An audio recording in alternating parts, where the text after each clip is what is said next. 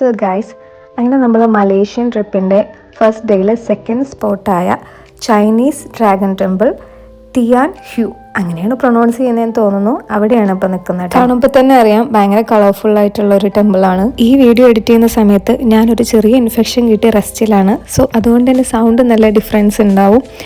അപ്പം നമ്മളവിടെ എത്തിയ സമയത്ത് തിരക്ക് ഉണ്ടായിരുന്നു നല്ല പോലെ. അതുപോലെ വെയിൽ കുറവായതുകൊണ്ട് തന്നെ കുറച്ച് ഡള്ളി ആയിരുന്നു വെതർ. നമ്മളിവിടെ റീച്ചായ ടൈം ഒരു ഉച്ചയ്ക്ക് 1-1:30 സമയത്താണെന്ന് തോന്നുന്നു, ഗസ്സോ എനിക്ക് ഉറപ്പില്ല.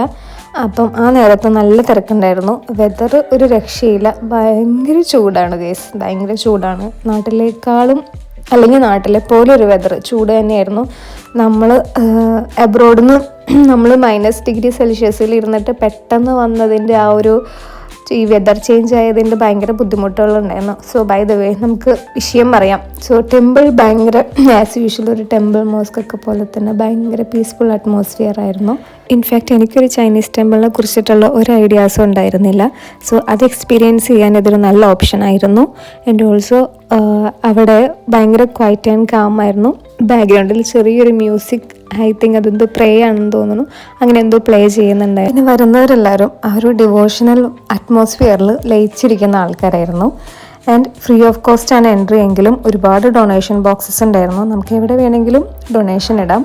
ടെമ്പിൾ വിസിറ്റ് കഴിഞ്ഞപ്പോൾ നമ്മൾ നേരെ തൊട്ടടുത്തുള്ള ഒരു സ്റ്റാളിലേക്ക് പോയിട്ടോ. അവിടെ ഒരുപാട് സാധനങ്ങളും സുവനീഴ്സും ഈ ടെമ്പിളിൻ്റേതായിട്ടുള്ള ഒരുപാട് മിനിയേച്ചർ വെർഷനൊക്കെ അവിടെ ഇങ്ങനെ സെല്ല് ചെയ്യാൻ വെച്ചിട്ടുണ്ടായിരുന്നു.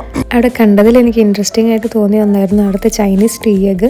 നമ്മൾ ട്രൈ ചെയ്യാൻ നിന്നില്ല. ഓൾസോ അവിടെ വീഡിയോ അലൗഡ് അല്ലായിരുന്നു. ഈ ലക്കി ഇൻവൈറ്റ് ചെയ്യുന്ന ക്യാറ്റ്സാണ് ഈ ബെക്കോണിങ് ക്യാറ്റ്സ് കേട്ടോ. അതുപോലെ തന്നെ ഒരുപാട് കുഞ്ഞു ടോയ്സ് ഉണ്ടായിരുന്നു. പ്രൈസ് തൊട്ട് അഫോർഡബിൾ അല്ലാത്തതുകൊണ്ട് വേണമെന്ന് തോന്നിയിട്ടും ഒഴിവാക്കിയ ഒരു ഐറ്റം ആയിരുന്നു ആ ടോയ്സ്. ഇനി ഫൈനലി നമുക്ക് അവിടെ നിന്ന് ചെന്ന് റൂമിൽ ചെക്ക് ഇൻ ചെയ്യണം.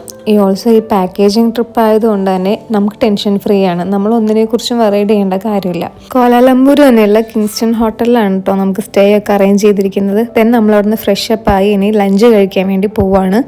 ആസ് യൂഷ്വൽ മലയാളി എവിടെ ചെന്നാലും ചോറ് അന്വേഷിക്കുന്ന കൂട്ടത്തിലാണ്. സോ ഞങ്ങൾ തൊട്ടടുത്ത് തന്നെയുള്ള ഒരു തലശ്ശേരി ഹോട്ടലിലാണ് അന്ന് ലഞ്ച് കഴിക്കാൻ പോയത്. വാക്കബിൾ ഡിസ്റ്റൻസിൽ തന്നെയായിരുന്നു ഹോട്ടൽ, അതുകൊണ്ട് നടക്കേണ്ടി ഒന്നും വന്നില്ല. അങ്ങനെ നമ്മൾ മലേഷ്യയിൽ വന്നിട്ട് തലശ്ശേരി ബിരിയാണി കഴിച്ചു.